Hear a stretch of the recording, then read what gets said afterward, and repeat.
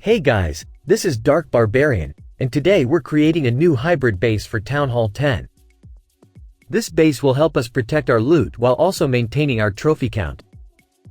In the base analysis part of the video, I'll dive deeper into this base, explaining its strengths and weaknesses so you can decide if it's worth switching to. I'll catch you all after the speed build.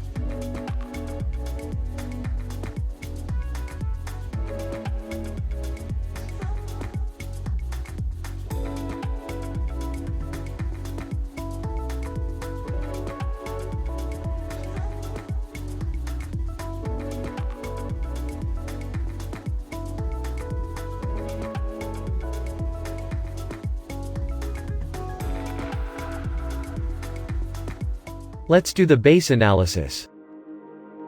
As you can see, similar to my previous hybrid base designs, the town hall is securely placed in the center of the base. This is important because it's worth 1 star and holds a significant amount of loot. One of the great features of this base is the abundance of compartments. There are many compartments strategically placed throughout, which slows down the opponent's attack. Troops often get stuck behind these walls while the defenses keep attacking them. Now let's talk about the defenses. They are positioned in a way that covers the entire base, ensuring strength from all sides. Mortars are primarily directed at the outside of the base to protect us from spam attacks like mass goblins, G-Barch, and Barch, but they don't just protect the base's outer buildings. They're positioned in such a way that they also pretty much cover the inner defenses of the base. The air defenses are strategically spread out to avoid the risk of being wiped out together by lightning spells. Each air defense is placed in different compartment, providing coverage for most of the base except for the outer buildings, which don't require protection. Additionally, they are effectively paired with air sweepers, resulting in stronger defense against air-based attacks like lava loons and mass dragons. The wizard towers are strategically distributed throughout the base to prevent them from being wiped out all at once, while also maintaining balance. They are positioned in a manner that defends both the core defenses and the outer defenses of the base, with their range covering a significant portion of the defenses. As you can see, the wizard tower's range effectively covers most of the nearby defenses, which aligns perfectly with our intentions. Archer towers are placed in outer compartment at proper distances apart in order to protect the entire base from air troops, making it more effective against all types of attacks, both air or ground. Cannons are appropriately positioned to offer a nice balance to the base, so overall the defenses are evenly spread throughout the base.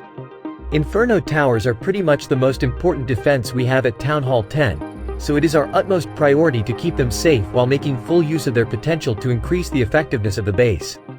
Hence, I've decided to place them near the core of the base, because here, they are well protected as well as their range covers a lot of main defenses and important stuff like Town Hall, Wizard Towers, Dark Elixir Storage, Air Defenses and X-Bows. You can set the mode of Inferno Tower according to the armies you're getting attacked with. For low hit point and high troop count armies like miners, bowlers, witches, multiple mode is recommended, but against stronger armies with high hit point and lower troop count like golems, electro dragons and pekkas, single mode would be a better choice. X-Bows are well protected in these three compartments, and they are set to both ground and air because as I saw before, I was targeted by both ground and air armies, so putting it to ground just for the additional range isn't really worth it. Archer Queen is placed strategically where she is paired with 2 air defenses to provide protection against a variety of air attacks like lava loon attacks. A queen paired with 2 air defenses can actually melt a lava hound in a few seconds.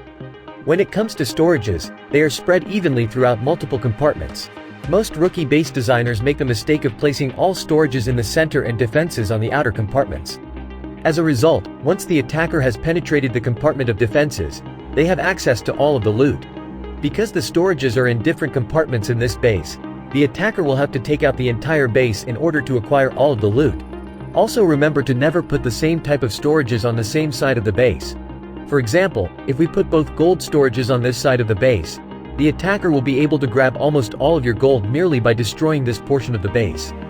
As a result, in order to avoid this, we alternate their placement, much like this base. Our Dark Elixir storage is well protected in the core compartment of the base, which is quite hard to get into, which means that our Dark Elixir is going to be safe in this base. Now coming to the placement of the traps, after observation of so many attacks on this base, spring traps and giant bombs are strategically placed in different compartments according to the pathing of defense attacking troops like hogs and giants, which helps in making this base stronger against ground attacks.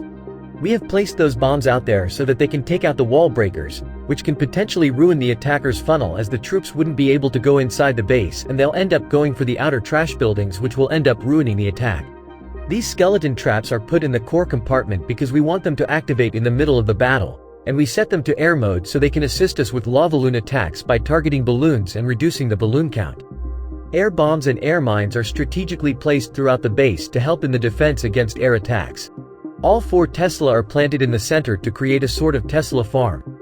They have really high damage per second, so when 4 of them are placed close to one another, that region becomes extremely damaging to opponent troops. Coming to the outer buildings, I've placed them alternatively, like I've avoided placing the same kind of collectors close to one another. I see most people not putting enough thought while placing those outer buildings, so they end up placing the same kind of collectors all together. These collectors become an easy target to attackers when placed together. Hence it is important to spread them out to make it harder for opponents to take them out. That's it for the base analysis. Even if your base is powerful enough on its own, having defensive troops in your clan castle will benefit you a lot, since clan castle troops can help you waste opponents' troops and time. Now go straight to the description. I've left a copy link for this base in the description, so that you can conveniently copy it. That concludes this video. I'll see you in the next one.